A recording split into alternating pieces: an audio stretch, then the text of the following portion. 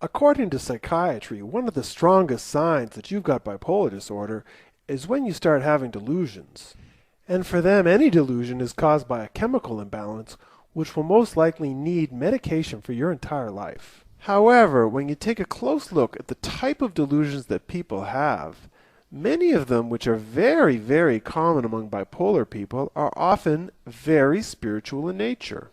Now, I've already introduced a few of these so-called delusions in the video Is Bipolar Mania Spiritual Enlightenment? So what I wanted to do in this video was just let you in on what I think are the roots of some of these delusions and why they're so common. And as you'll see, in my opinion, most of the so-called delusions are hardly the random connections of a broken brain, but come out of the complex relationship between your soul and your ego. Probably the most common delusion for people entering into psychosis for the very first time is to think that they are either dead or dying. And they should, because in a very real way, they are.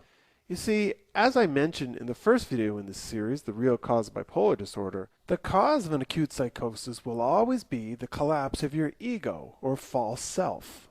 But what I didn't talk about is simply what it feels like when this false self or ego collapse occurs. First, you feel totally different, completely unlike the self you have come to know your entire life.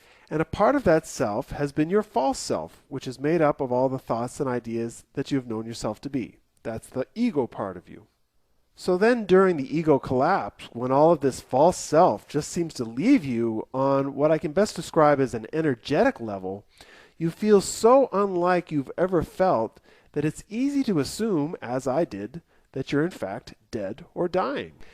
And in a way, a part of you is. If your psychosis completes itself in a healthy way, much of your false self or ego will die, and what you'll be left with is a feeling that you are much lighter and less boxed in than you were before.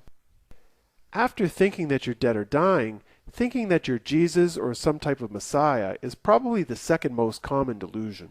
Now, why would so many people think that? Well, don't forget that when the ego or false self collapses, what you're left with is your true self or soul.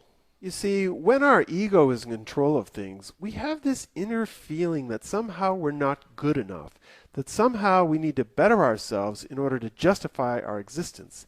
And to do that, we need to be something that we're not.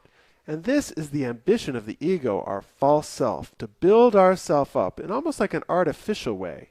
Then, when that ego drops, how do we feel? We feel perfect, limitless, sacred. So in a sense, we're actually trading one delusion, the delusion of the ego that actually we suck, for something that's quite the opposite. And so engulfed in this feeling of perfection and sacredness, and without the rational egoic mind there to tell us otherwise, it's very easy to jump to the conclusion that we have become Jesus, our culture's strongest symbol of sacredness and perfection. And now it's true not everybody thinks of themselves as Jesus. People from other religious traditions or cultural backgrounds often identify with another religious figure. For example, people of the Islamic tradition might identify with Muhammad or see themselves as another prophet. But this idea of being the Messiah is by far the strongest image. And for women, if they don't see themselves as the Messiah or Jesus, they'll see themselves as actually giving birth to the Messiah, being the mother of Jesus or the Messiah. The third delusion is that we're somehow all-knowing.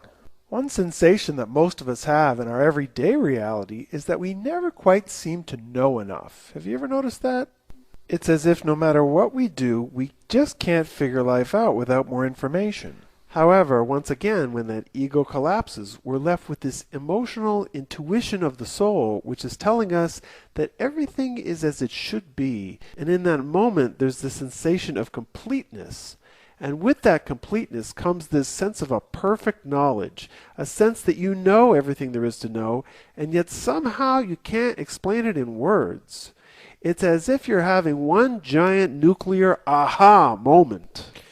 And so, considering that you feel that you're a sacred Messiah and have this perfect all-knowing information, what's to do?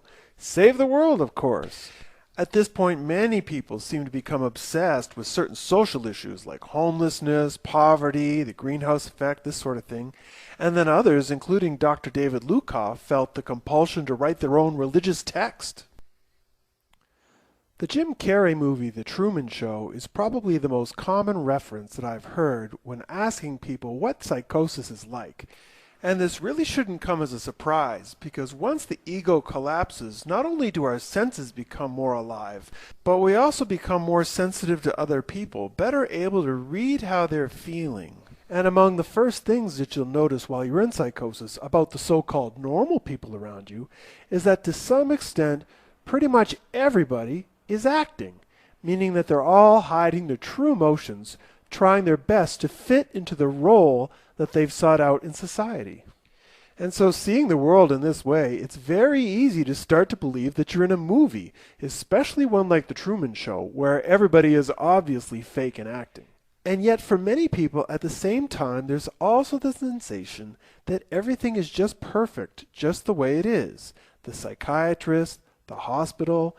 Many people in mania head for the psychiatric hospital willingly, thinking, I'll be perfectly fine. It's all part of God's plan, and everything is happening and unfolding as it's meant to happen. And in this way, the sense of being in a movie is not a whole lot different than what was written about life thousands of years ago in the ancient Hindu scripts of India, the Vedas, where it is written that life is a divine play.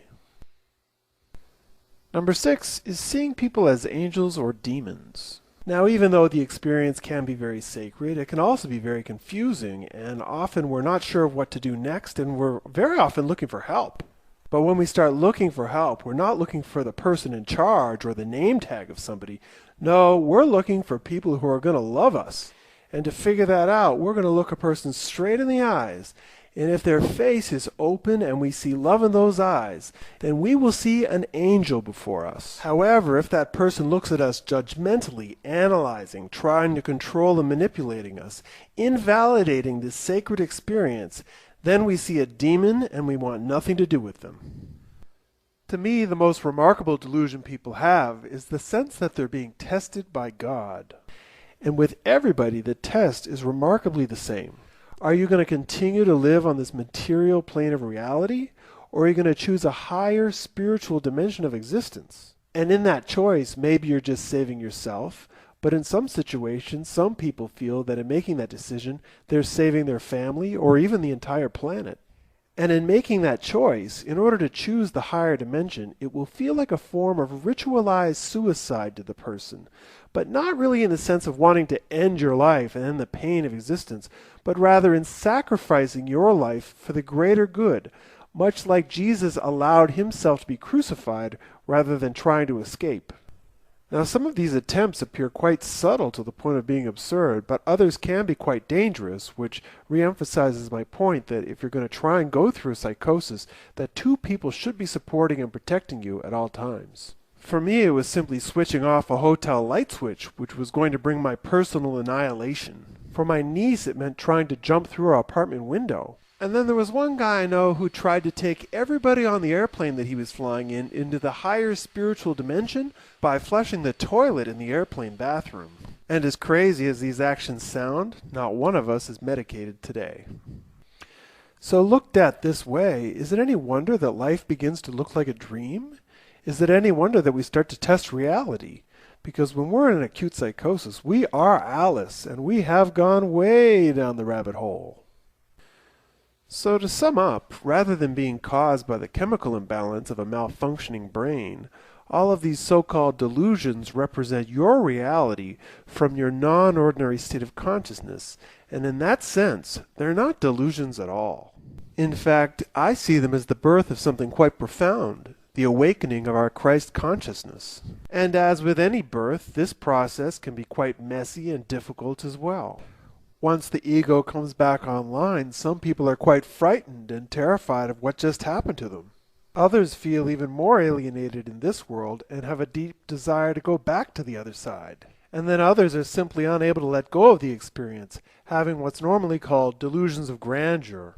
Here, people don't remember their experience symbolically as the awakening to their own Christ consciousness. No, with delusions of grandeur, people see their experience concretely, that they are the Christ and superior to all others. However, it's my belief that again, with loving support and a little guidance, people with these delusions can gradually understand that the true power of the awakening of their Christ consciousness comes when you're able to recognize the Christ consciousness in others and truly connect with other people in a more open and loving way. And when that happens, the spiritual evolution of someone with bipolar disorder becomes the spiritual evolution of all of us. And special thanks to my friends at newlightbeings.com for sharing their stories with me so that I could put this video together. According to psychiatry, one of the strongest signs that you've got bipolar disorder is when you start having delusions.